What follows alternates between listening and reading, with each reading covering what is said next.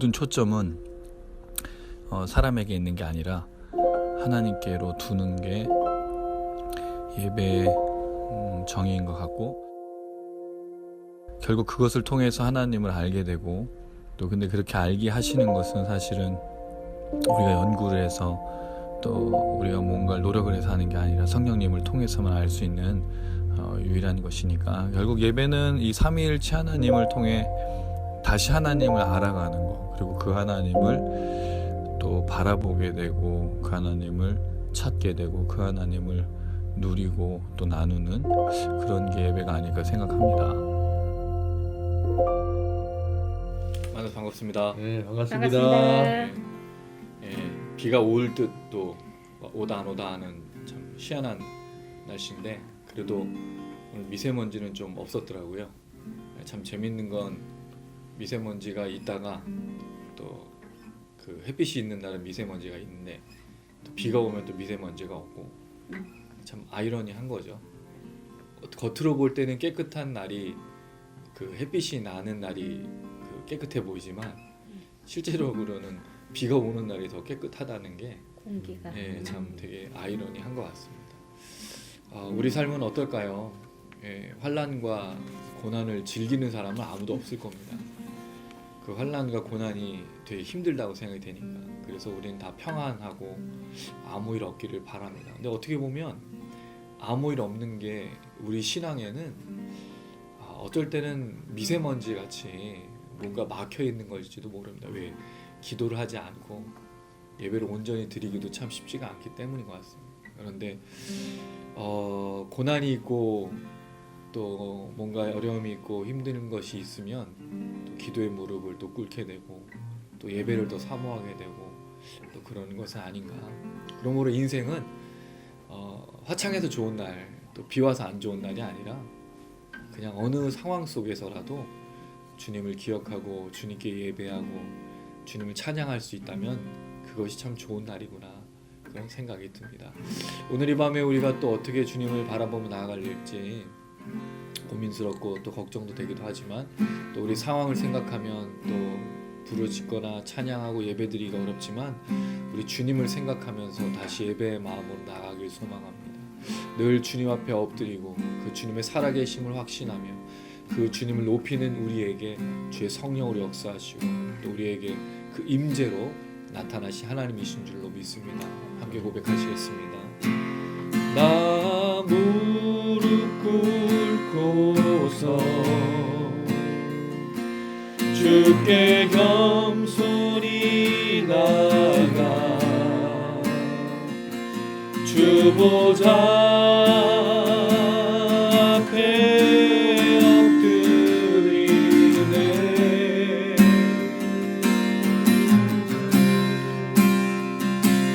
거룩한 손 들고서 나의 사랑 드리네. 신령과 진정으로 주님께 경배, 나의 삶이 찬양되게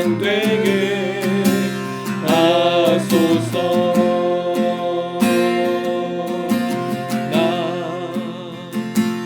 나 무릎 꿇고서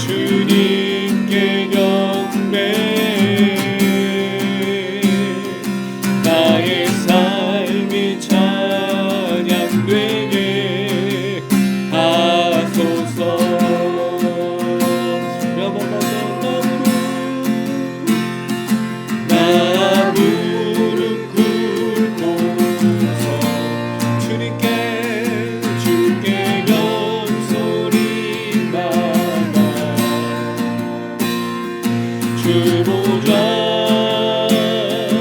앞에 엎드리네.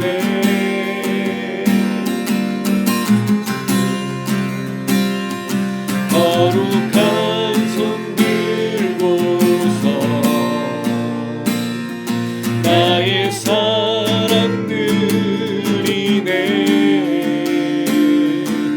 신령과 진정으로 주님께 경배. 나의 삶이 찬양되게 하소서.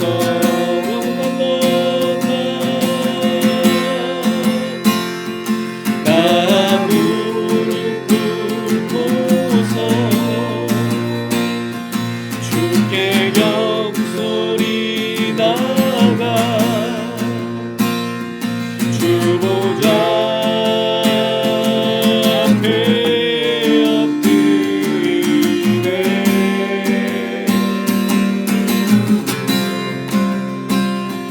거룩한 손 들고서 나의 사랑들이네.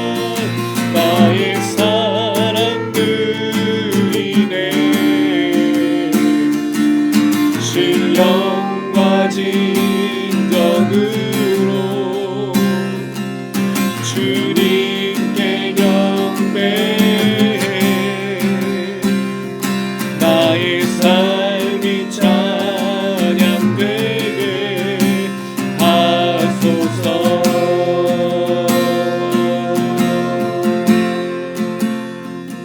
할렐루야.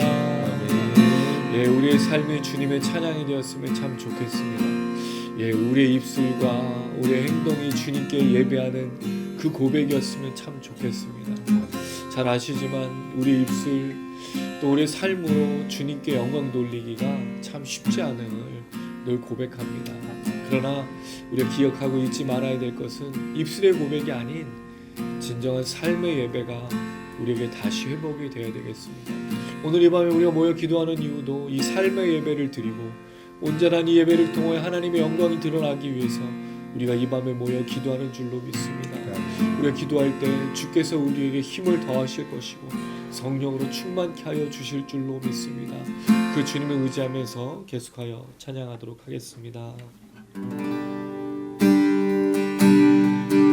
보여지는 예배 아니 마음으로 드리는 예배 노래하는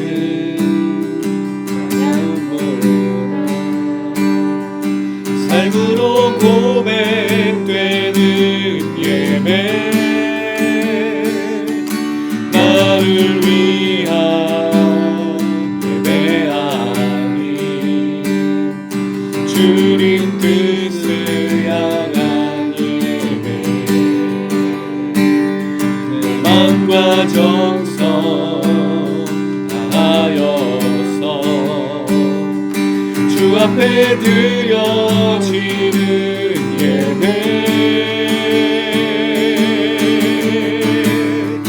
주 앞에 엎드려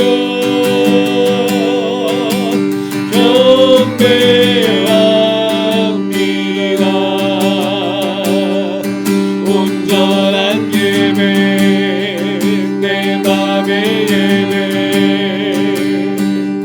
내 모든 것 받기 앞당하신 분 주 앞에 엎드려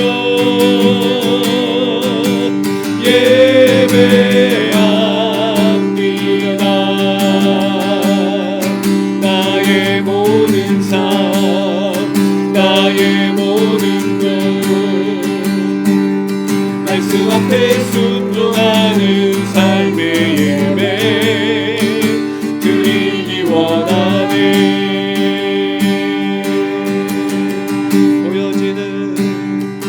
보여지는 예배하니 마음으로 드리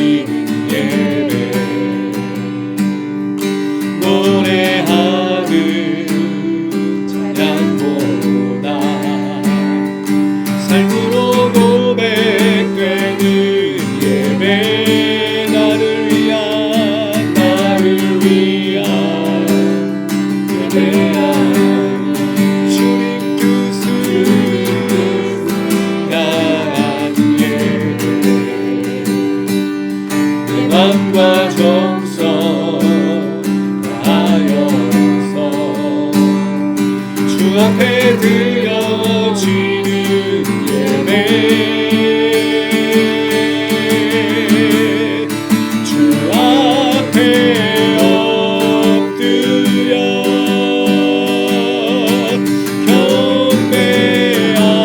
경배합니다. 온전한 예배, 내 맘의 예배, 내 모든 것 받기 합당하신 분, 주 앞에 엎드려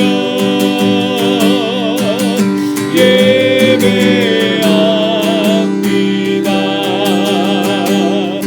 나의 모든 삶, 나의 모든 뜻, 말씀 앞에 순종하는 삶의 예배 드리기 원하네. 우리 한 번만 더 모여지는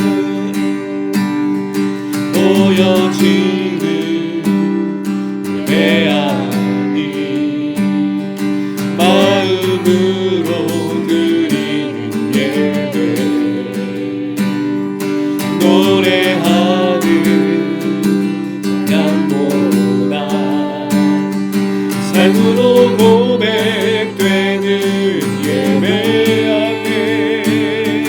나를 위한 예배하니 주님 뜻을 향한 예배, 내 맘과 정성 다하여서 주 앞에 드려지는 예배하네. 주 앞에 엎드려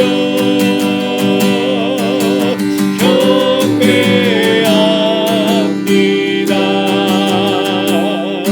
온전한 예배, 내 맘의 예배, 내 모든 것 받기 합당하신 분, 주 앞에 엎드려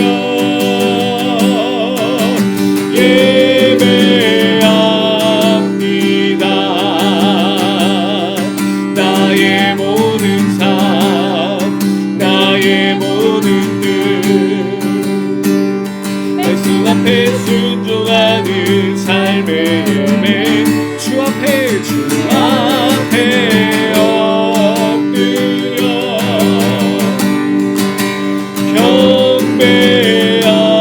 경배합니다. 온전한 예배, 내 맘의 예배,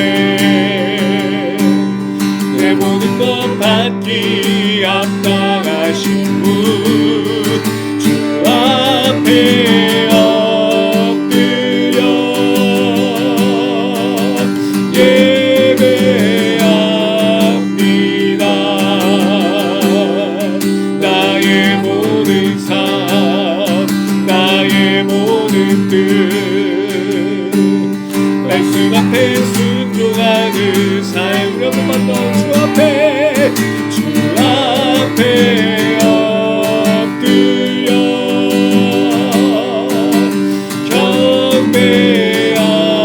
경배합니다. 나의 예배, 내 맘의 예배, 내 모든 것 받기 합당하신 분, 주 앞에 엎드려 예배합니다. 나의 모든 삶, 나의 모든 뜻, 말씀 앞에 순종하는 삶의 예배 드리기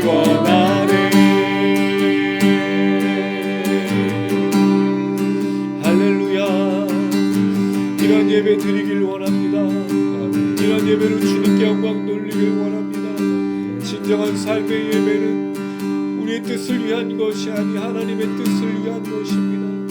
말씀 앞에 철저히 우리를 순종하며 예수 십자가의 길을 따르는 그것이 바로 진정한 삶의 예배인 줄로 믿습니다.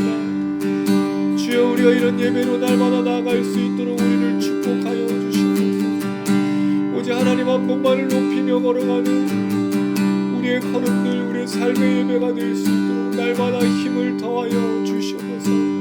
그래서 매일매일 삶의 터전과 삶의 현장과 우리의 가정이, 우리가 밟고 있는 땅이 주께로 더 나아가는 예배의 장소가 될 수 있도록 하나님 역사하여 주시옵소서. 우리의 부족한 걸음들, 연약함들, 죄악들, 우리의 모든 것들이 담겨져 있는 그 삶의 터전에서 어떻든 하나님을 높이고 어떻든 하나님을 찬양하며 어떻든 그 하나님께 영광 돌리는 우리의 예배가 되게 하여 주시옵소서. 그곳에서 주님을 만나게 하여 주시고 그곳에서 주님을 높일 수 있도록 역사하여 주시옵소서.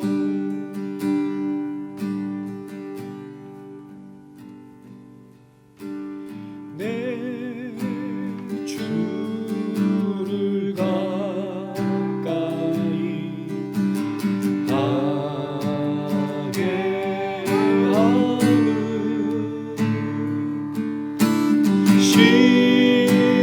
십자가 진가를 고생이나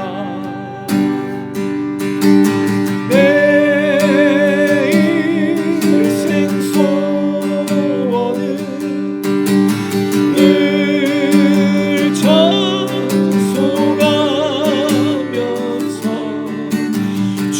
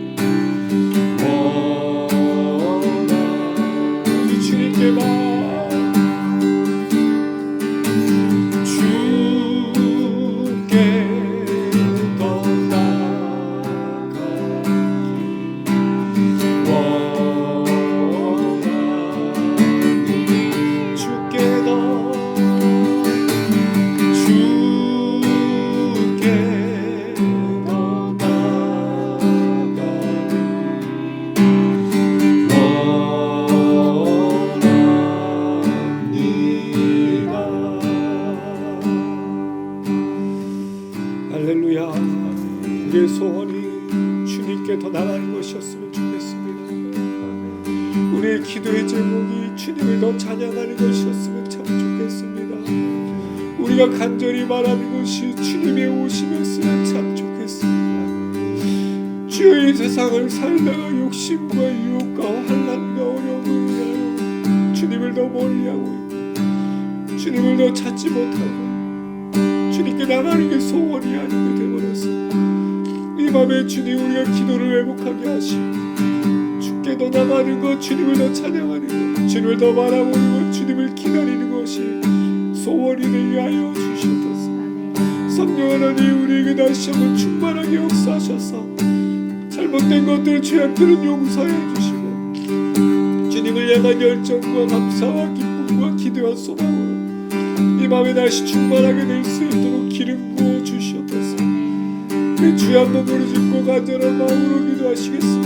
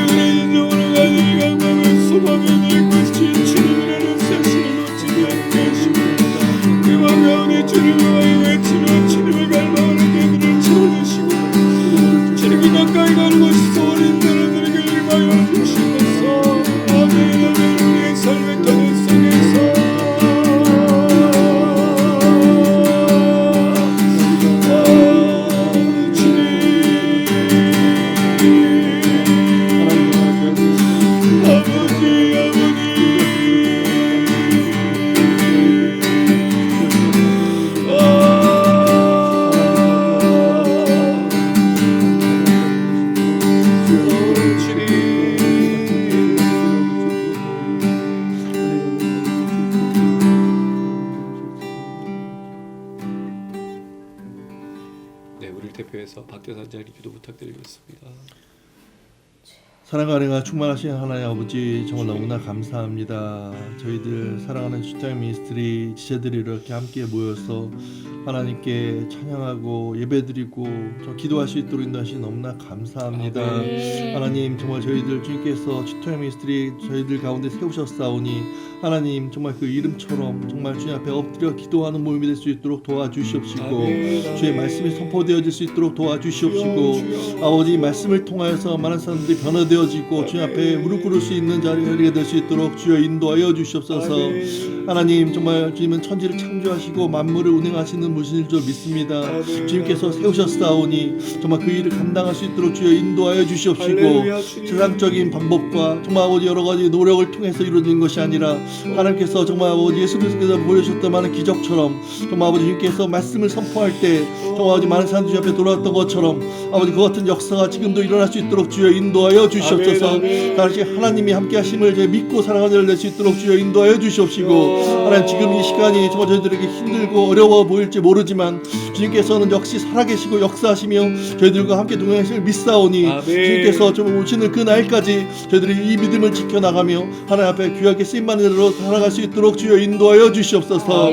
하나님, 정말 세상이 너무나 악하고 정말 많은 것들이 저희를 미혹하는 가운데 있습니다. 악한 사단의 유혹에 대해서 담대할 수 있도록 주여 인도하여 주시옵시고 정말 많은 황금만능주의적이고 배금주의적인 세상들이 저희를 저희들을 정말 현혹하고 있는데 아버지 그것을 쫓지 않을 수 있도록 주여 인도하여 주시옵시고 진정한 정말 진리되고 생명되신 주의 말씀을 통해서 깨닫고 그 길을 감대히 걸어갈 수 있는 될 수 있도록 주여 인도하여 주시옵소서. 하나님 저희들이 영상을 만들어가고 있습니다. 이 영상을 통해서 주님께서 놀랍게 역사하여 주시옵시고 많은 사람들 앞에 놀랄 수 있도록 도와주시옵시고 그 은혜가 넘치는 자를 낼 수 있도록 주여 인도하여 주시옵소서. 그들에게도 또 하나님의 나라도 확장될 수 있도록 주여 돌보시고 인도해 주시며 올바른 길을 걸어갈 수 있는 자로 쓰임받는 자를 낼 수 있도록 인도하여 주시옵소서. 하나님 이 시간 정말 우리 최현우 목사님 서로 충만할 수 있도록 주여 인도하여 주시옵시고 누가복음의 말씀을 통해 증거함으로 인하여서 그 가운데 놀라운 하나님의 지혜를 깨달아 할 수 있도록 도와주시옵시고 저희를 살아갈 수 있는 놀라운 지혜와 힘을 얻을 수 있는 시간이 될 수 있도록 주여 인도하여 주시옵소서. 하나님 이 자리를 사모하는 많은 채들이 있습니다. 그들에게도 함께하여 주시옵시고 그들이 이 자리를 기억할 수 있도록 도와주시옵시고 그들도 함께 동참함으로 인해서 정말 저희들이 함께 모여서 주 앞에 기도하며 찬양할 때 그 은혜가 넘치는 자리가 될 수 있도록 인도하여 주시옵소서. 우리와 함께 하심을 너무나 감사합니다. 주님께서 함께 처음부터 끝까지 이끌어 줄 믿사오며 예수님의 이름으로 기도드리옵나이다. 아멘.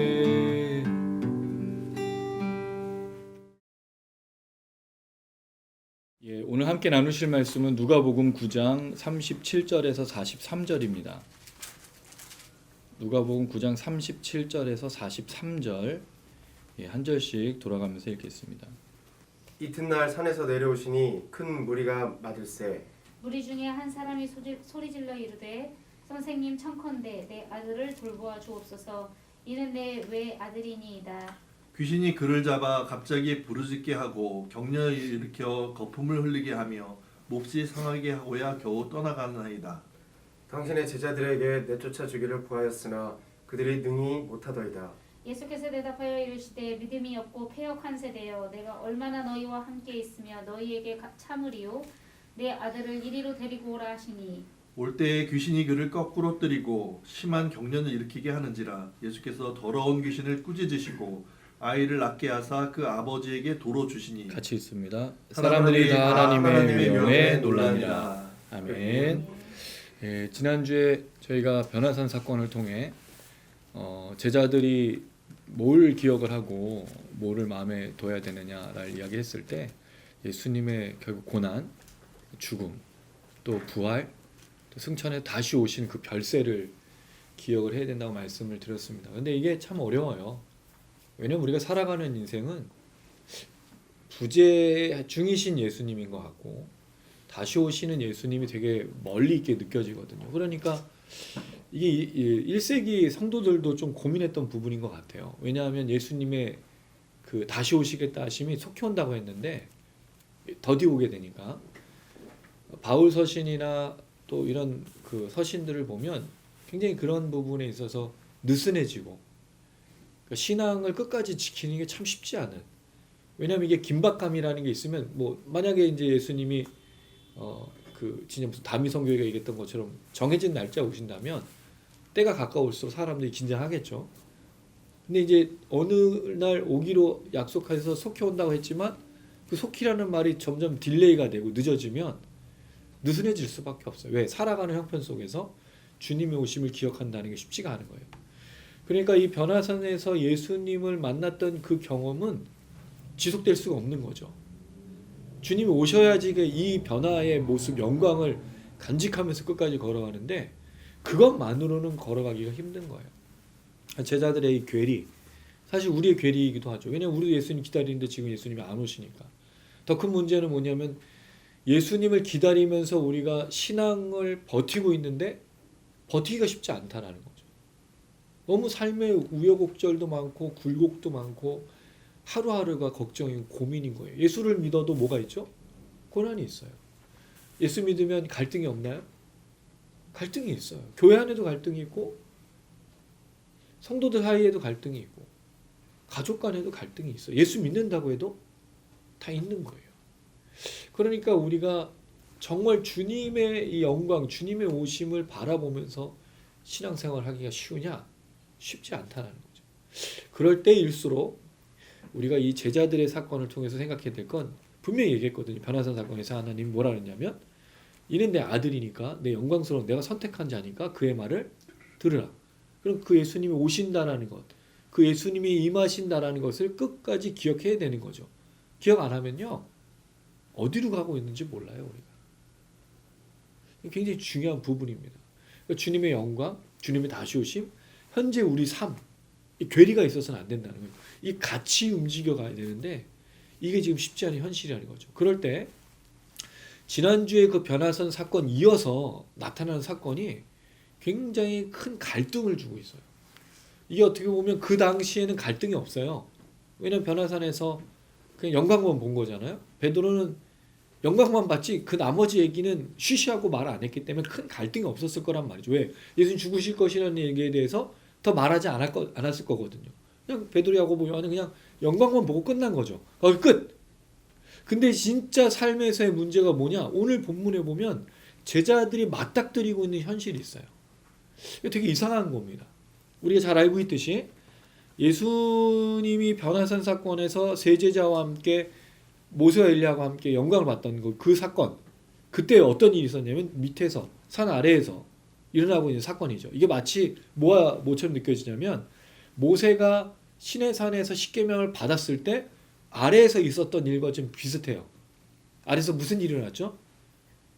이스라엘 백성들이 하나님이 어디 갔는지 모르겠다, 모세도 어디 갔는지 모르겠다 하고 나서 출애굽했던 그 신을 우리에게 만들어 달라 그랬잖아요. 그래서 아론이 사람들의 금고리 뭐 다 모아가지고 금송아지를 만들었죠. 어디서 본 거죠, 이 금송아지? 애굽에서 본 거 그대로 만든 거예요. 하나님을 그렇게 만들었죠. 거기서 뭐가 있었습니까? 파리, 렛츠고 파리.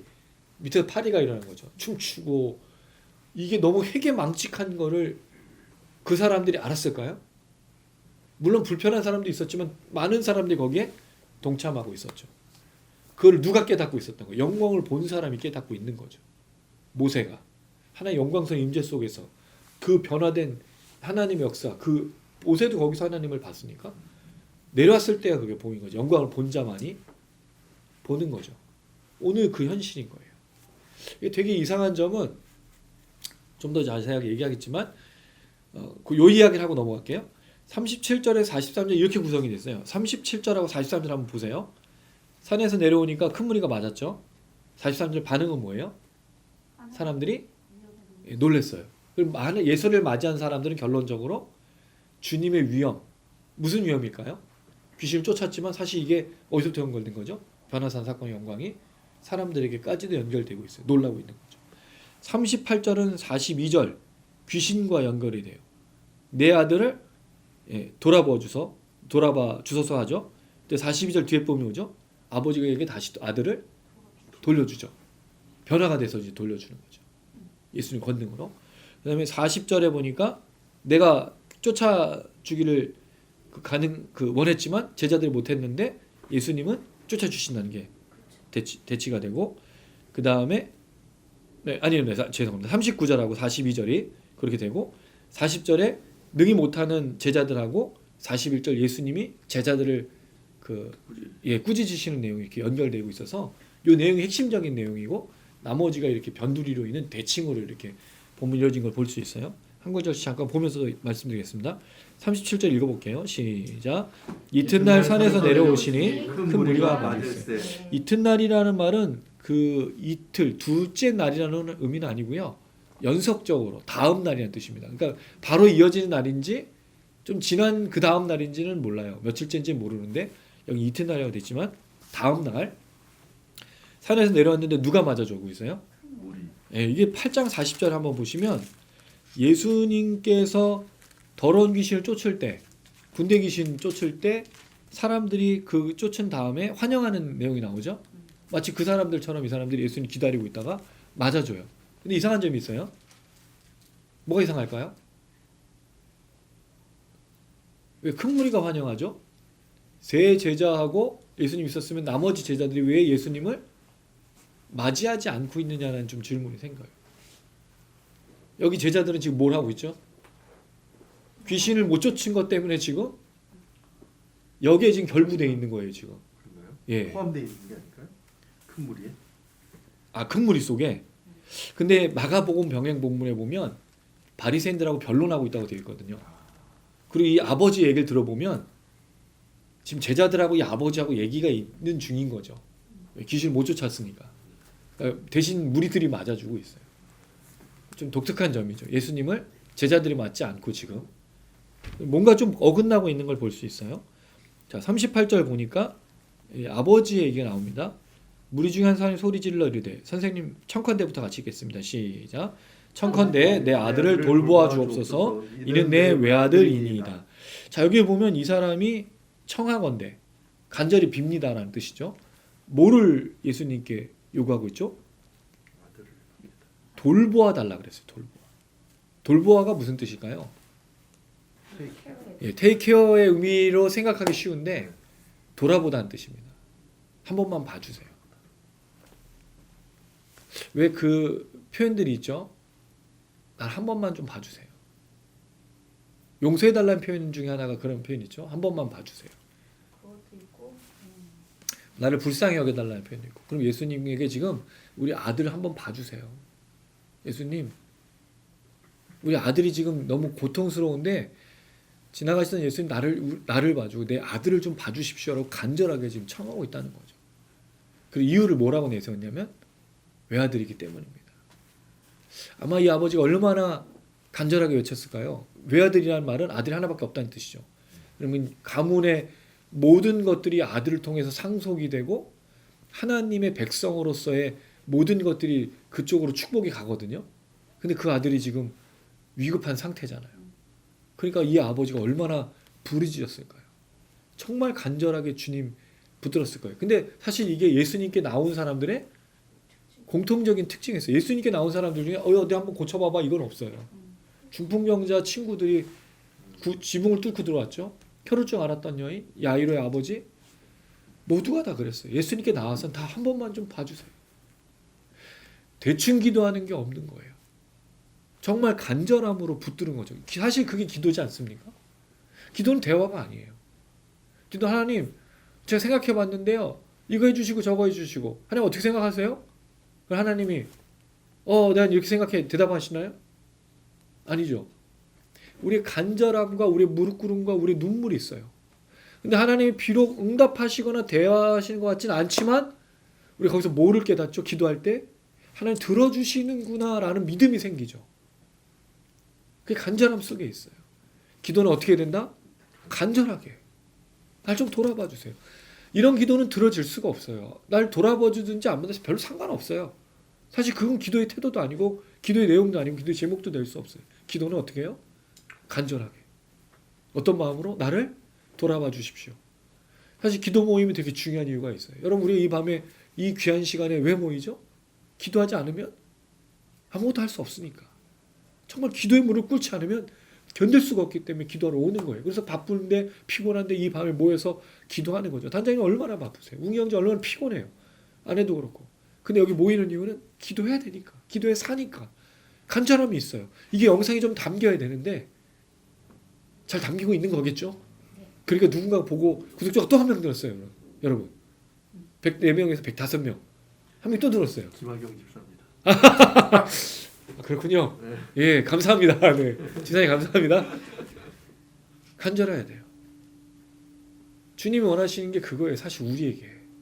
주님 우리가 헌금을 많이 내고 봉사를 많이 하고 헌신을 많이 하는 것보다 우리의 간절함을 요구하세요. 그게 뭐죠? 그게 하나님을 하나님으로 인정하는 거니까.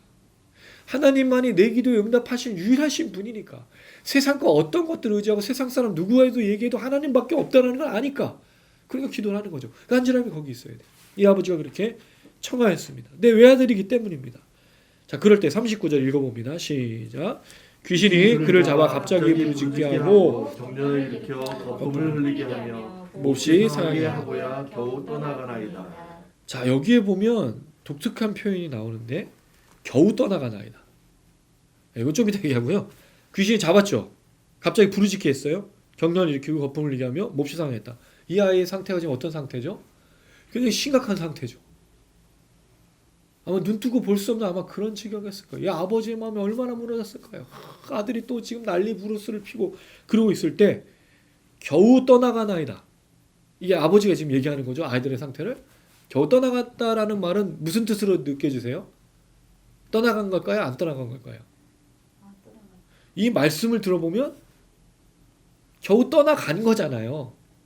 겨우라는 말을 쓸 때는 떠나갔다는 건데 억지로 가까스로 떠나갔습니다라는 뜻인데 그렇게 되면 뭐가 문제냐면 42절에 귀신이 있다는 거잖아요. 예수님 치료해 줬으니까. 그럼 귀신이 떠나갔느냐 안 떠나갔느냐? 안 떠나간 건데 그래서 번역이 근데 원문은 그렇게 돼 있어요. 간신히 그로부터 떠났습니다라고 해요. 원문은. 그런데 다른 번역들 공동 번역은 악령은 좀처럼 떨어지지 않습니다. 새 번역은 좀처럼 떠나지 않습니다. 현대어 성경 좀처럼 떨어지지 않습니다. 안 떠났다고 얘기하고 있어요. 근데 사실 안 떠난 게 맞는 거죠.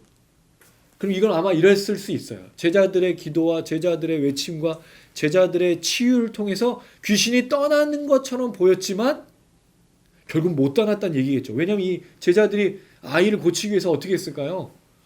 애를 썼겠죠. 진짜 애썼을 거예요.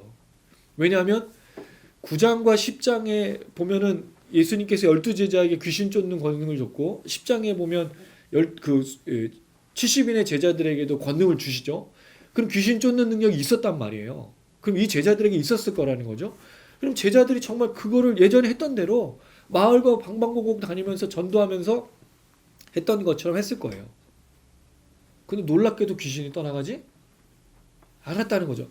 이 사건에서 제일 충격받은 사람이 누굴까요? 예수님보다 제자들이에요. 왜? 분명히 자기들이 9장 1절에서 6절을 보면 12사도잖아요. 12사도가 분명히 귀신 쫓았거든요.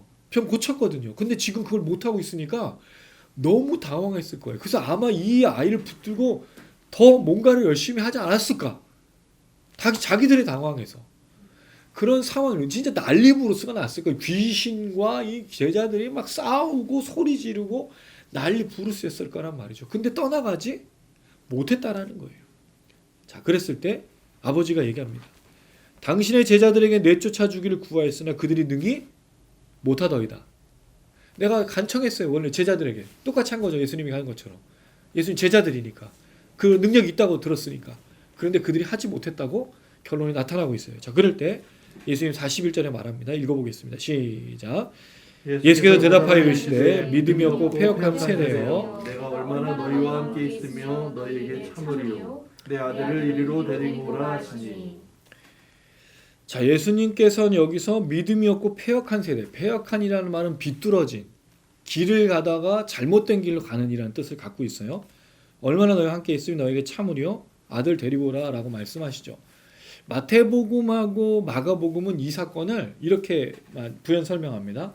마태복음 17장 20절에는 이르시되 너희 믿음이 작은 까닭이니라 진실로 너희에게 이르노니 만일 너희에게 믿음이 겨자씨나 할 만큼만 있어도 이 산을 명하여 여기서 저기로 옮겨지리라 하면 옮겨질 것이요 또 너희가 못할 것이 없으리라. 마태복음은 믿음에 대해서 다룬 거예요. 제자들이 뭐가 없다는 거죠? 믿음이 없다라고 아주 단도직입적으로 얘기했어요. 마가복음은요 9장 28절에서 29절을 보시면 집에 들어가심에 제자들이 조용히 묻자오되 우리는 어찌하여 능히 그 귀신을 쫓아내지 못하였나이까 이르시되 기도에 다른 것으로는 이런 종류가 나갈 수 없느니라 하시니라. 마가복음 뭘 강조하고 있어요? 기도를. 그럼 좀 궁금한 게 생겨요. 그럼 제자들이 이 귀신을 어떻게 쫓았을까? 아무 방법이 나타나지 않았기 때문에 그냥 추정할 수밖에 없는데 나중에 10장에 가보면 요한이 귀신 쫓는 다른 사람에 대해서 설명할 때 이런 내용이 나와요. 그게 뭐냐면 예수의 이름으로 귀신 쫓았다고 돼 있거든요. 그럼 분명히 제자들이 예수의 이름으로 귀신을 쫓은 거겠죠. 그냥 안 쫓겨났다는 거예요. 물론 거기 기도를 했느냐 안 했느냐는 마가복음을 보면 기도 안 한 것처럼 보여지는데 누가는 사실 이 부분을 다루고 있지 않아요. 그냥 뭐만 얘기하고 있죠? 믿음이 없고 패역한 세대요. 그럼 자, 이 내용이 무슨 뜻이냐 이거죠. 믿음이 없고 패역한 세대. 제자들에게 믿음이 없다는 뜻일까요? 아니면 그 아버지에게 믿음이 없다는 뜻일까요? 아니면 이 시대 전체가 그런 세대라는 뜻일까요? 어떻게 생각하세요? 아버지, 제자들, 아니 그 당시 시대. 1차적으로는 아버지인 것처럼 보이진 않아요. 왜냐하면 아버지는 제자들에게 요구했고 예수님에게도 요구하고 있으니까. 그럼 제일 직접적인 사람들은 제자들이겠죠. 한편은 또 누구를 말할까요? 예, 이 세대를 말하는 거죠. 이 세대는 믿음이 없다라고 예수님이 판단하신 거예요. 그리고 뭐가 됐다고요? 비뚤어졌어요. 이게 어디 나오는 표현이냐면요. 신명기 32장 5절입니다. 신명기 32장 5절. 한번 읽어볼까요, 이거는? 신명기 32장 5절.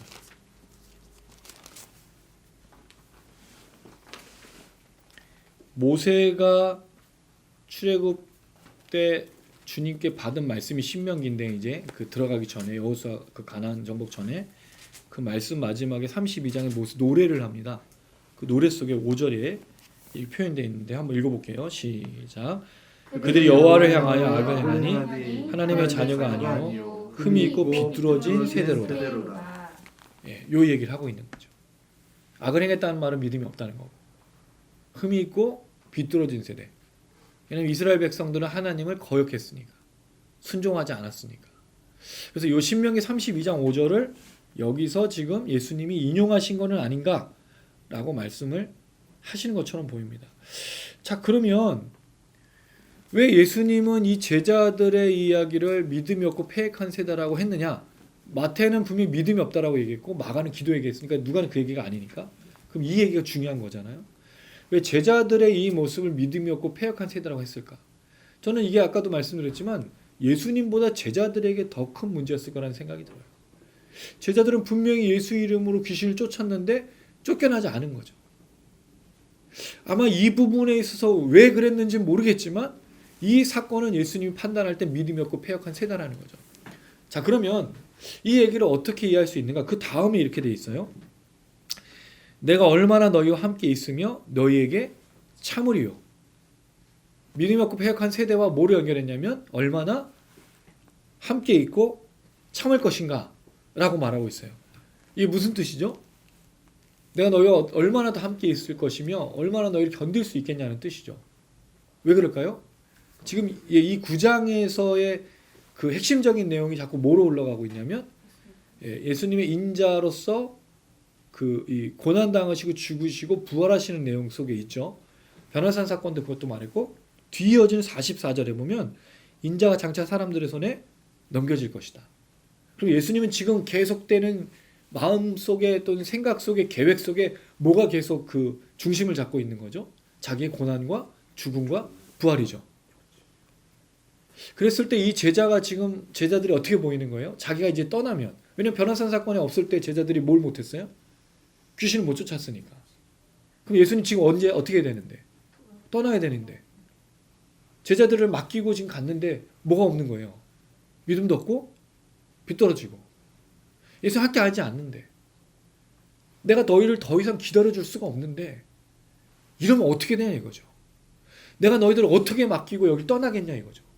이게 그냥 모든 제자들이 아니라 12사도 중에 9사도잖아요. 9제자들이잖아요. 예수님 굉장히 심각하게 판단하신 거예요.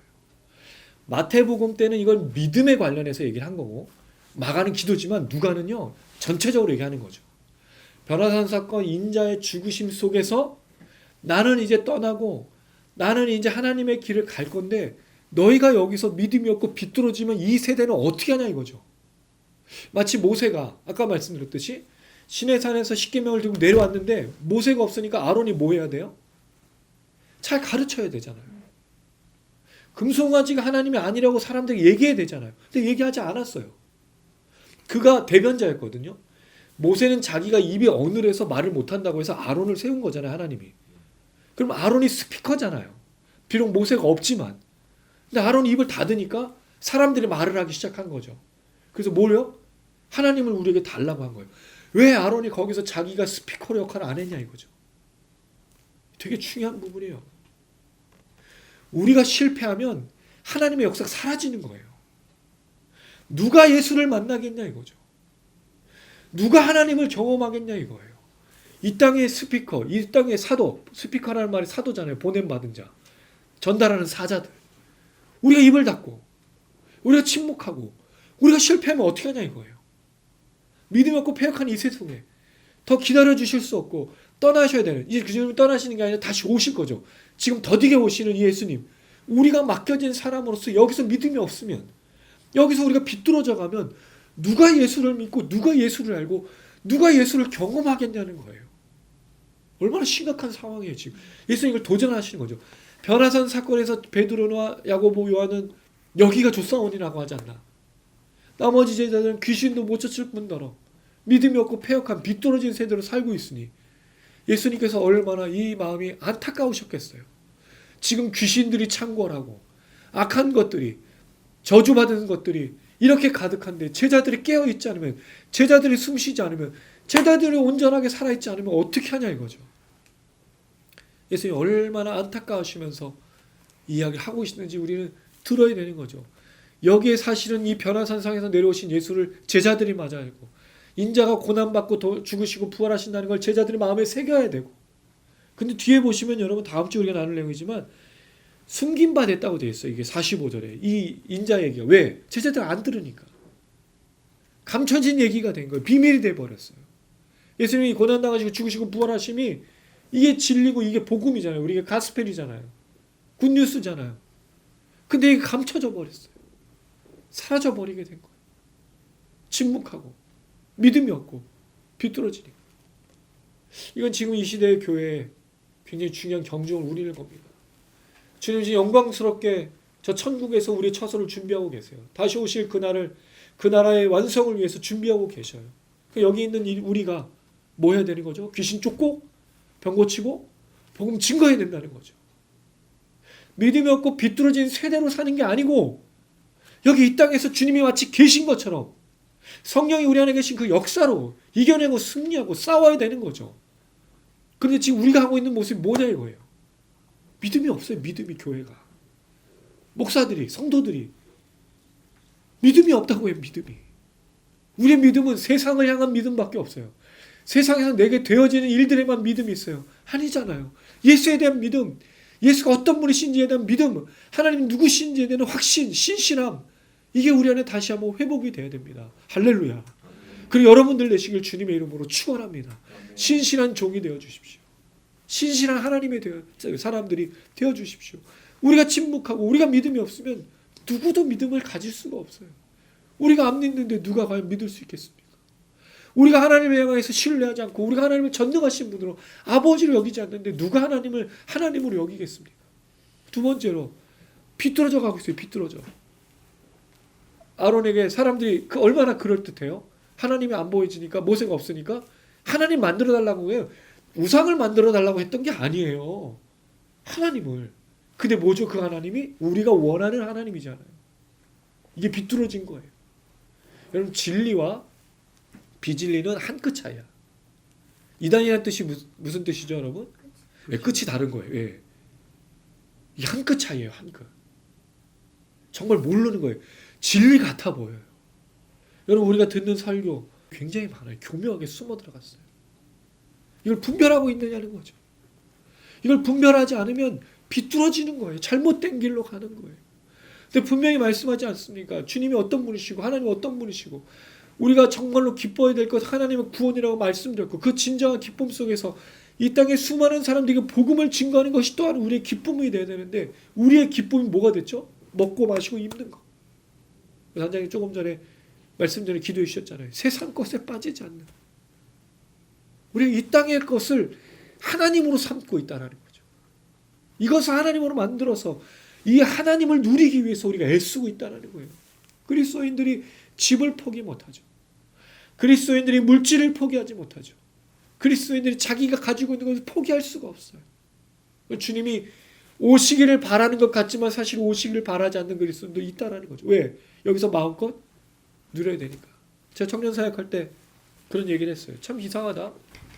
주님이 다시 오시기를 바라는 사람들은 누굴까? 누구죠? 주님이 다시 오시기를 바라는 사람들은? 예, 그리스도인인데 우리 단장님은 되게 순수하신 거예요. 누가 기다리죠? 병상 중에 오늘 내일 하시는 분들. 아니면 나이 많으시고 이제 욕심이 없으신 권사님들, 장로님들이 주님 어서 오시옵소서. 왜? 이 땅의 삶이 이제 더 이상 아무 의미가 없기 때문에 그래요. 그럼 청년들한테 주님이 내일 오시면 너희들 기분이 받을 거니? 대답을 할까요? 대답할 수가 없는 거예요. 아직 주님 오실 걸 준비가 안 됐어. 내일 주님이 오시는 게 청년들에게 그렇게 기쁜 일만은 아닌 거예요. 나 아직 결혼도 못했고 나 아직 여기서 누릴지도 못했는데 아유 목사님 그런 게 어딨어요. 목사님 다 하고 솔로몬이 그랬죠. 헛되고 헛되니 헛되고 헛되다. 솔로몬 어떤 사람이에요? 예, 자기 다 경험을 봤어. 후궁이 1000명이나 있었잖아요. 돈도 제일 많았고 권력도 가져보고. 그러니 다 끝에 뭐라고 얘기했어요? 헛되고 웃긴 거예요. 웃긴 거. 자기는 다 해보고. 우리 하지도 말라고 그래. 이런 거예요. 이런 거. 근데 여러분 생각해보면 진짜 하나님을 바라보고 믿고 깨달으면 주님이 빨리 오시는 게 우리에게 가장 큰 복인 거예요. 물론 더디 오셔야 될 이유가 하나 있죠. 한 가지. 뭐예요? 아직 이 땅의 복음이 끝까지 전해지지 않았기 때문에 우리가 더디 오시는 것 뿐이에요. 그럼 더디 오시는 그 사이에 우리가 뭐예요? 믿음이 없고 패역한 세대로 사는 게 아니고 빗돌이는 세대 하는 게 아니라 여기 이 땅에 우리가 스피커로서 사자로서 증거하고 전하고 고난당하시고 죽으시고 부활하시고 다시 오실 그 주님을 선포해야 되는 우리가 여기 있는 사람들처럼 똑같이 살고 있다면 귀신이 쫓겨나가겠냐 이거죠. 병이 고쳐지겠냐 이거예요. 하나님의 역사가 이루어지고 구원의 역사 나타나겠냐 이거예요. 이거 우리에게도 굉장히 중요한 내용입니다. 우리는 어떻게 보면 주님의 영광만 보려고 할지 몰라요. 그 영광이 뭐죠? 내게 기적을 주시는 거. 그것만 바라보는지 몰라요. 그러나 정말 우리에게 일어나야 될 건 구원입니다. 우리의 구원이 온전하게 이루어지는 것. 그리고 지금 내 가족, 내가 만나는 사람 중에 구원이 온전하게 일어나는 것이 사실 필요한 거예요. 이게 얼마나 안타까운 일인가. 아직도 믿지 않는 사람들을 보면 마음이 아파야 돼요. 가슴에 미어져야 돼요. 근데 정말 우리가 분노하고 우리의 가슴 미어지고 우리가 울고 있고 우리가 애타하는 게 뭐냐 이거죠. 이 아버지의 간절함을 다시 한번 기억했으면 좋겠습니다. 아들이 귀신에게 잡혀 있으니까 얼마나 안타까워요. 세상 사람들이 내 가족이 귀신에 사로잡혀 있으면 얼마나 안타까워요. 기도하는 거죠. 구원해달라고 용서해달라고 예수의 십자가의 능력이 그게 나타나게 해달라고 성령님 불쌍히 여겨주세요. 성령님 임하여 주세요. 구원의 상징이 성령이니까. 성령의 열매가 있어야 구원을 받은 자라는 거잖아요. 이걸 놓고 기도하고 이걸 놓고 부르짖고 이걸 놓고 애타하고 이걸 놓고 막 가슴이 끓어야 되는데 우리가 애타하고 가슴 끓는 게 뭐냐 이거예요. 많은 그리스도인들이 그 기도 제목 속에 애타하는 걸 보면 참 안타까워요. 어떨 때는. 물론 그 기도 제목이 틀렸다는 게 아닙니다. 세상 살아가야 되니까 필요한 거죠. 근데 우리가 정말로 눈물을 흘리고 아파하고 괴로워하는 것들이 비뚤어진 것들이 너무 많다라는 거죠. 정말 영혼을 위해서 기도하고 있냐는 거예요. 나 자신을 위해서도 그렇고 가족을 위해서 잃어버린 영혼들을 위해서. 그래서 우리 기도 제목이 뭐죠? 출산의 일꾼을 보내주십시오. 그리고 이 구로 디탈란지에 하나님 우리를 사용해 주세요. 단장님의 기도처럼 우리가 한 기도처럼 복음이 이 땅에 증거되고 우리를 통해서 이게 확산되고 이 땅의 젊은이들, 이 땅의 사업가들이, 이 땅의 성도들이 다 같이 모여서 주님 앞에 부르짖고 교회를 살리고 가정을 살리고 이 땅을 살리고 회복하고 전하고 증거하는 이걸 놓고 우리가 기도하고 있어요. 할렐루야. 분명히 응답해 주실 줄로 믿습니다. 믿음이 없고 비뚤어진 세대가 아니에요. 주님이 다시 오실 것을 기다리면서 걸어가는 그런 세대가 되어야 될 것입니다. 예수님께서 그를 데리고 오라고 하시고 치료하십니다. 42절 같이 읽겠습니다. 시작. 올 때에 귀신이 그를 거꾸로 들고 심한 경련을 일으키게 하는지라. 예수께서 더러운 귀신을 꾸짖으시고 아이를 낳게 하사 그 아버지에게 도로 주시니. 귀신이 예수님이 오라고 하면 그냥 오는 게 아니에요. 바락을 해요. 바락을. 구원의 역사가 쉬운 게 없어요. 한 영혼을 얻는 게 쉬운 일이 아니에요.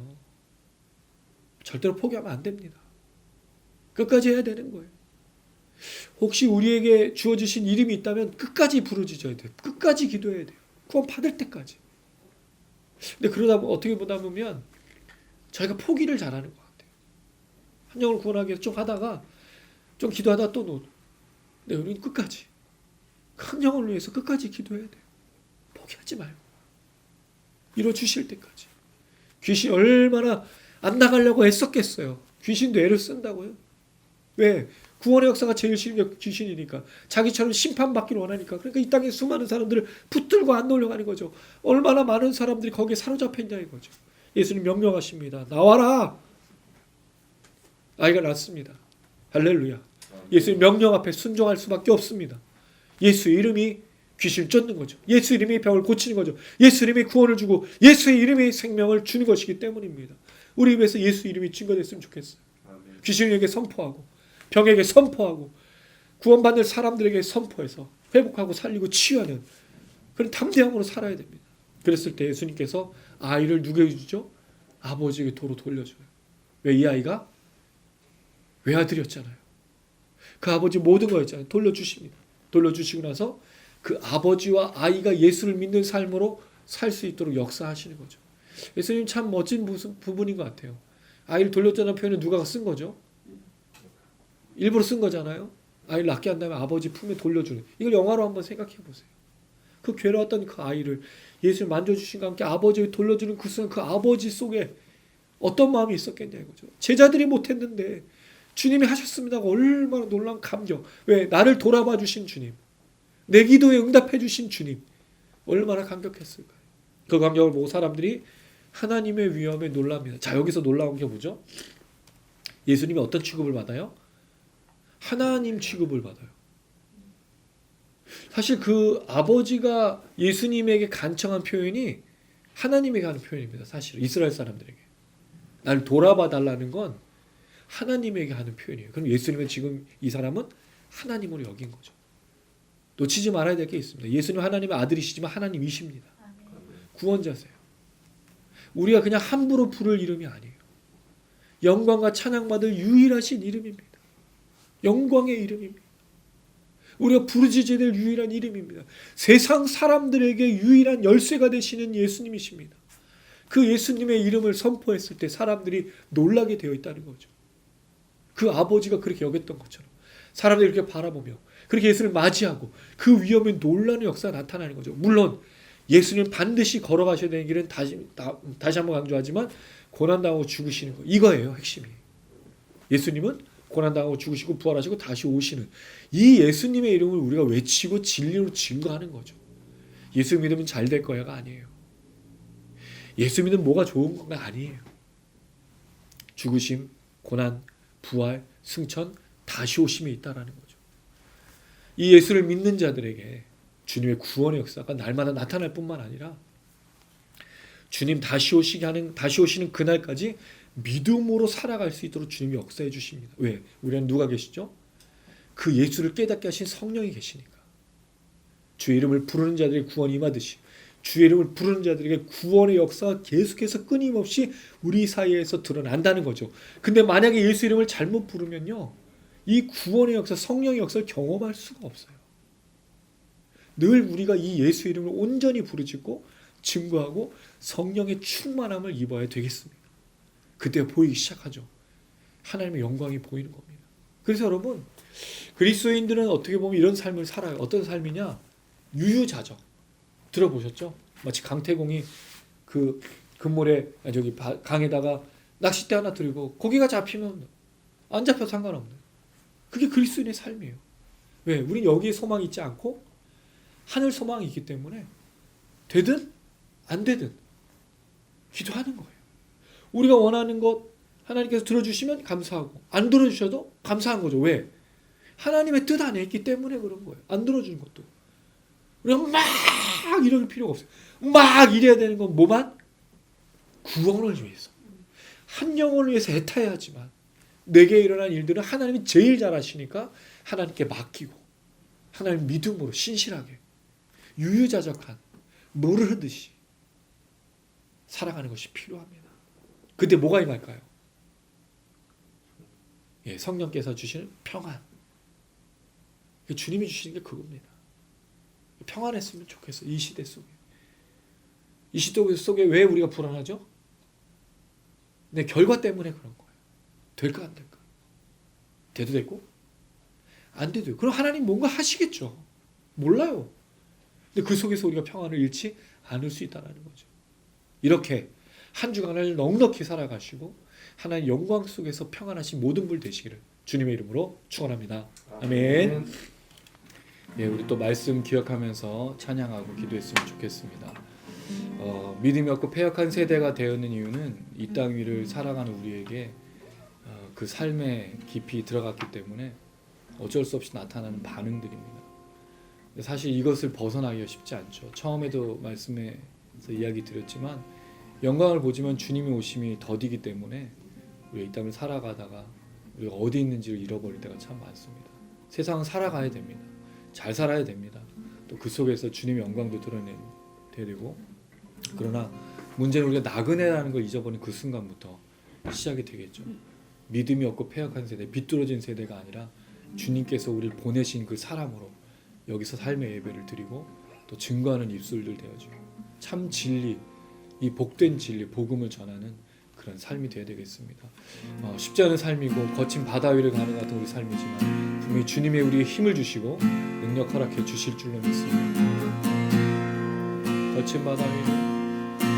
거친 바다 위를 가는 외로운 배처럼 우린 모두 홀로 이 길 걸어가고 있네. 폭풍이 지나가고 주수할 때 되어 주를 만날 때 내 기쁨 넘치. 험한 이 세상에 내 피난처 되시며 막막한 바다에 날이 되시네. 주 나의 구원자 아들의 문 되시네. 오 예수 나를 믿네. 오 예수 나 믿네. 거친 바다 위를 가는 외로운 배처럼 우린 모두 홀로 이 길 걸어가고 있네. 폭풍이 지나가고 주수할 때 주를 만날 때 내 기쁨 넘치. 험한 이 세상에 내 피난처 되시며 막막한 바다에 날이 되시네. 주 나의 구원자 아들의 문 되시네. 오 예수 나를 믿네. 오 예수 나 믿네. 나의 모든 괴로움 아시는 주님 신실하게 내 눈 알아주시네. 세상이 조롱하여 날 외면하여도 오직 주님만 엎드려 경배하네. 할렐루야. 험한 이 세상에 내 피난처 되시며 막막한 바다에 날이 되시네. 주 나의 구원자 아들의 문 되시네. 오 예수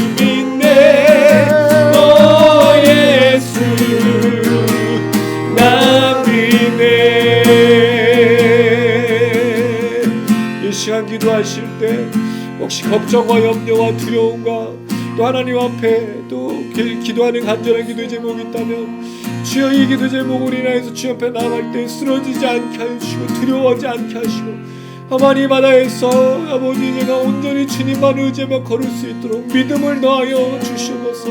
세상에 깊이 들어가 비뚤어진 세대가 아니라 주님의 다시 오심을 기다리게 하시고 나의 입술과 나의 삶을 통하여 하나님 이 땅의 수많은 사람들이 귀신이 쫓겨남을 경험하고 잃어버린 영혼이 돌아옴을 경험하고 구원을 경험하고 병이 고쳐지는 것을 경험하고 하나님의 생명을 경험할 수 있도록 역사하여 주시옵소서. 우리의 모든 문제를 주님께 의탁하길 원합니다. 주의 희망 가운데 들어응답하시고 우리가 담대한 마음과 믿음과 주님의 응답들을 넉넉히 견딜 수 있는 풍성함을 허락하여 주시옵소서. 우리 주여 한번 울고 간절한 마음으로 기도하시겠습니다.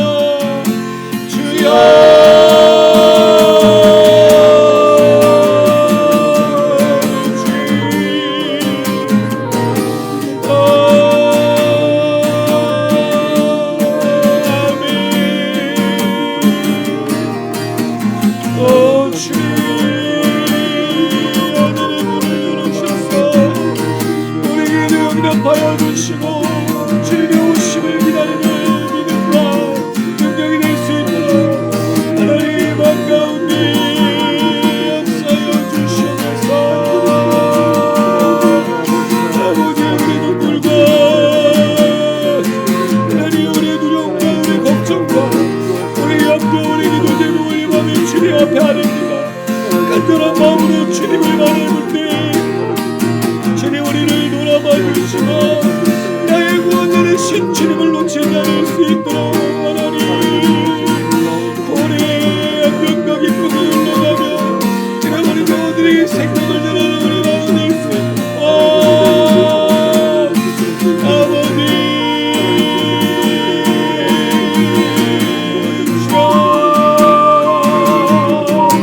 아멘 아멘.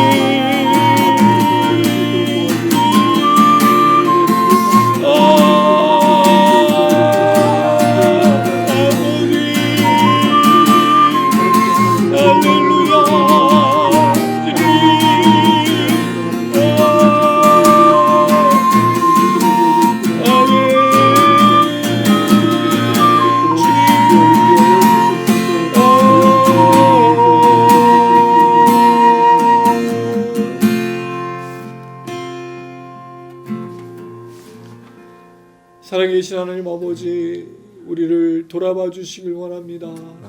우리를 불쌍히 여겨 주시길 원합니다. 하나님 우리가 겪고 있는 이 땅 위의 삶에 수많은 난관과 환난과 고통과 또 걱정과 염려들 갈등들 괴로움들이 있습니다. 하나님 우리를 돌아봐 주시옵소서. 우리를 불쌍히 여겨 주시옵소서. 믿음이 없고 패역한 세대가 아닌 이 땅에 생명을 전하고 귀신을 쫓고 병을 고치며 온전히 사람들에게 이 복음과 예수를 전하는 삶이 되게 하여 주시옵소서. 아멘. 주님 다시 오시는 그날까지 믿음으로 걷는 걸음들 될 수 있도록 도와 주시옵소서. 이 밤에 우리가 부르짖으오니 간절히 주님을 향하오니 주여 우리 눈물을 봐주시고 우리의 어려움들을 봐주시고 우리의 괴로움들을 바라봐 주시옵소서. 아멘. 이 시간 주님 앞에 손을 들으며 간절히 기도하는 영혼들에게 주의 성령으로 충만케 하셔서 응답하여 주시고 두려워하지 않게 하시며 믿음으로 주님 오시는 그날까지 걸을 수 있도록 하나님 도와주시옵소서. 아멘. 너무 어렵습니다. 너무 힘듭니다. 너무 괴롭습니다. 주의 말씀을 지키고 주님을 기억하며 주님을 바라보는 것이 참 쉽지 않습니다. 하나님 아시지 않습니까? 하나님 보시지 않습니까? 아버지시여 이 시간 성령을 통하여 다시 한번 치료하시고 회복하시고 믿음으로 이 시대에 주님을 위해 걸어가 우리를 통하여 잃어버린 영혼들 죽어가는 영혼들이 돌아올 수 있도록 하나님 역사하시고 인도하여 주시옵소서. 아멘. 예수님의 이름으로 기도드렸습니다. 아멘. 아멘. 예, 우리 계속해서 또 찬양하고 또 기도했으면 좋겠습니다. 우리가 세상을 살면 놓치고 있는 것들이 많습니다. 그 중에 하나가 주님의 영광스러움이고 하나님의 하나님 되심입니다. 우리가 살아가는 삶이 더 각박하고 어렵고 괴로우면 은혜도 잊어버릴 뿐만 아니라 믿음도 잊어버리고 하나님 누구신지도 잃어버릴 때가 있습니다. 그럼 선포하십시오. 그 문제를 향해서, 우리를 낙심하게 하는 것들을 향해서, 또 우리를 절망하게 하는 것을 선포하십시오. 하나님은 하나님이시다. 할렐루야. 하나님은 역사하시고 전능자이시며 주관하시며 영광받게 합당하신 분이시고, 그리고 우리 주님이 다시 오실 것을 예비하셔서 우리로 기다리게 하시는 그 승리의 하나님, 능력의 하나님, 이 시간 선포하시길 바랍니다. 이 시간 우리가 그 주님을 찬양하고 영광 돌릴 때 하나님의 기도 응답을 들어주실 뿐만 아니라 우리를 통하여 그 영광 받아주실 줄로 믿습니다. 아멘. 미얀마의 군부들이 어려워지고 있고 4분오일 하고 있다는 얘기를 듣고 있습니다. 하나님께서 그 땅 가운데 계속해서 자유를 주실 수 있도록, 그리고 이 나라의 민족 가운데 교회들이 정말로 믿음이 없고 비뚤어진 세대가 아닌 주님이 남겨주신 유일한 스피커들, 말씀을 전하는 자들로서 이 땅을 치유하고 회복할 수 있도록, 주의 영광이 이 땅 가운데 가득할 수 있도록, 우리 삶의 터전에, 특별히 우리 가정에 이 복음의 역사가 우리 부모님들과 우리 자녀들에게 나타날 수 있도록 선포하며 찬양하시겠습니다.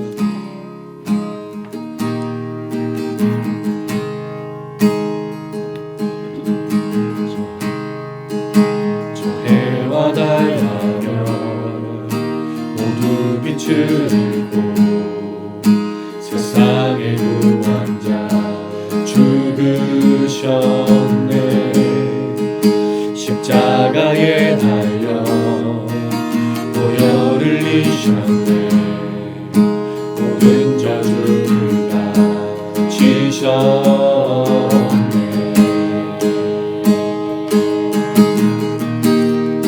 하늘도 외면한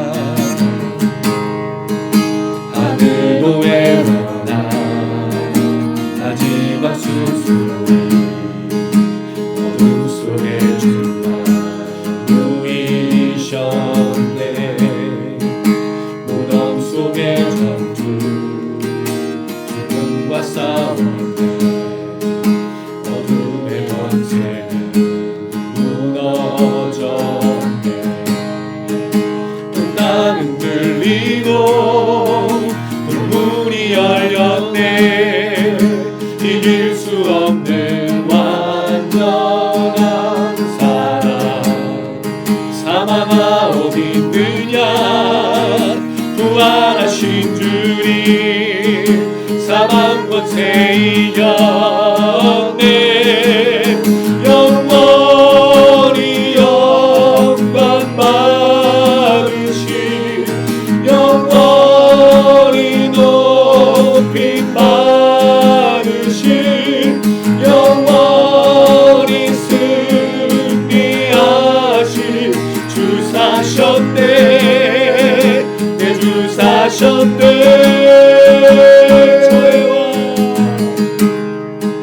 저해와 달라며 모두 빛을 잃고 세상의 구원자 죽으셨네. 십자가에 달려 보혈을 흘리셨네. 모든 저주를 다 지셨네.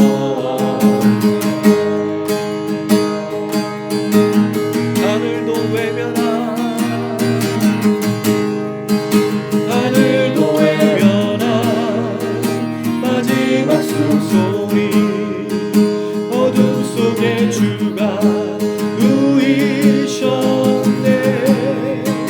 무덤 속의 전투, 죽음과 싸웠네. 어둠의 권세는 무너졌네. 땅은 들리고 문이 열렸네. 이길 수 없는 완전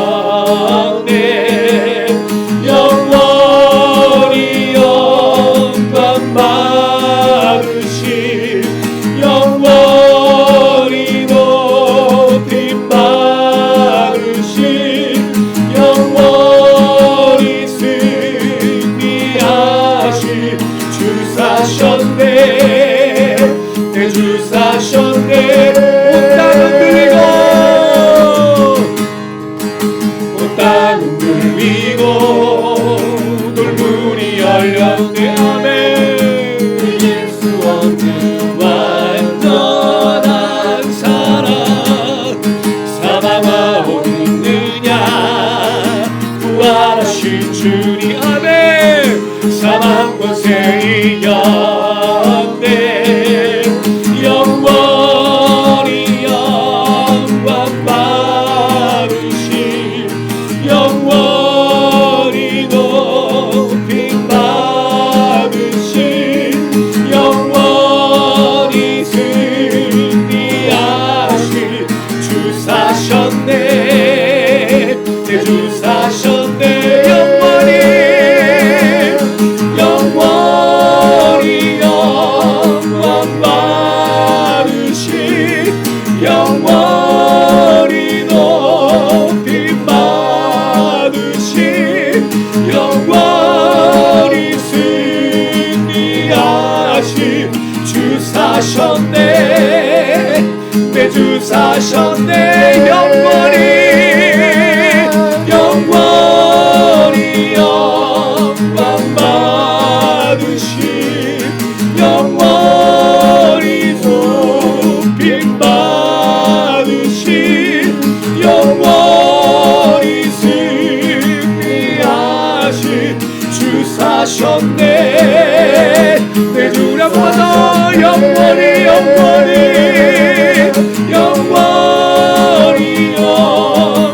받으신 영원히 높임 받으신 영원히 승리하신 주 사셨네. 내 주 사셨네. 할렐루야. 주님은 영광과 찬양받게 합당하신 분이십니다. 다시 우리를 통하여 이 영광이 드러나길 소망합니다.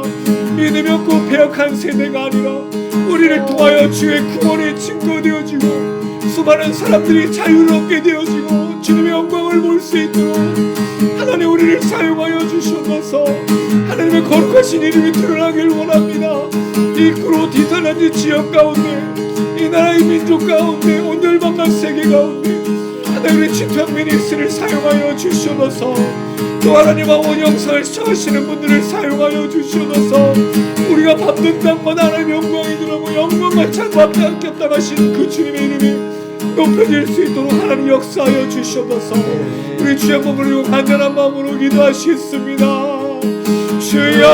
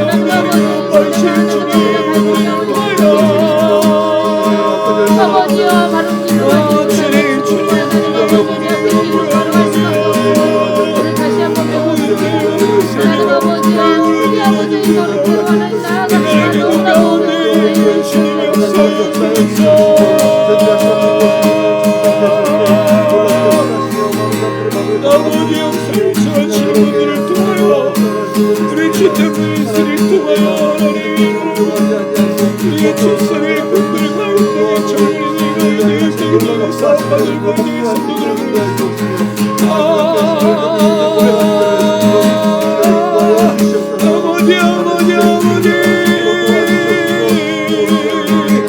하나님 원하시는 그 원하시는 것이 오시는 그 역사를 우리가 선포하시고 찬양하여 주시고 우리 예수와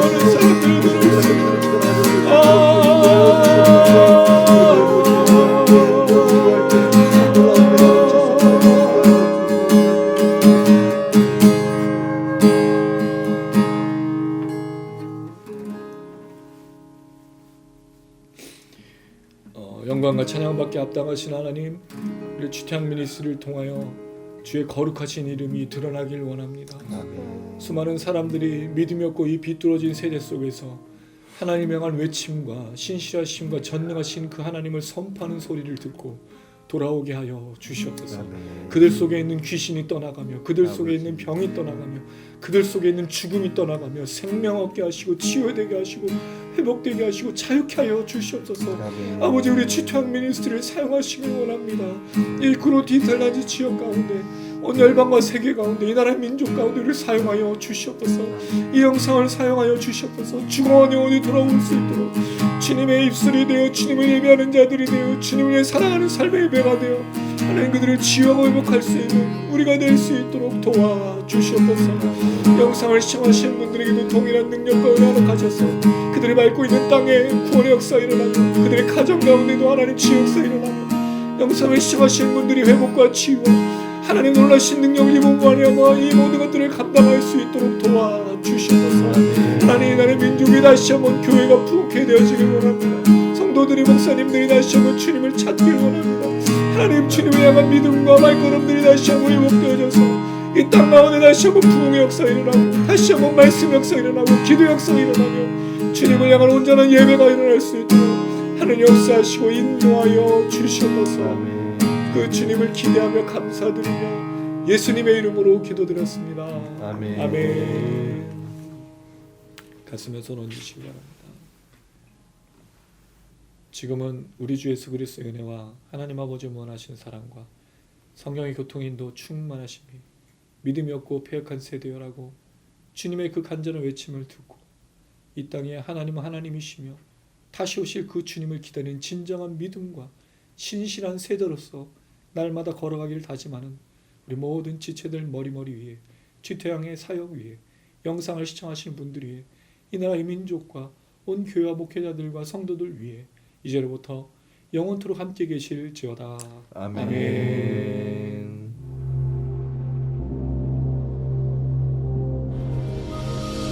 하늘에 계신 우리 아버지여, 이름이 거룩히 여김을 받으시오며 나라의 임하옵시며 뜻이 하늘에서 이룬 것 같이 땅에서도 이루어지이다. 오늘날 우리에게 일용할 양식을 주옵시고 우리가 우리에게 죄 지은 자를 사하여 준 것 같이 우리 죄를 사하여 주옵시고 우리를 시험에 들게 하지 마옵시고 다만 악에서 구하옵소서. 대개 나라와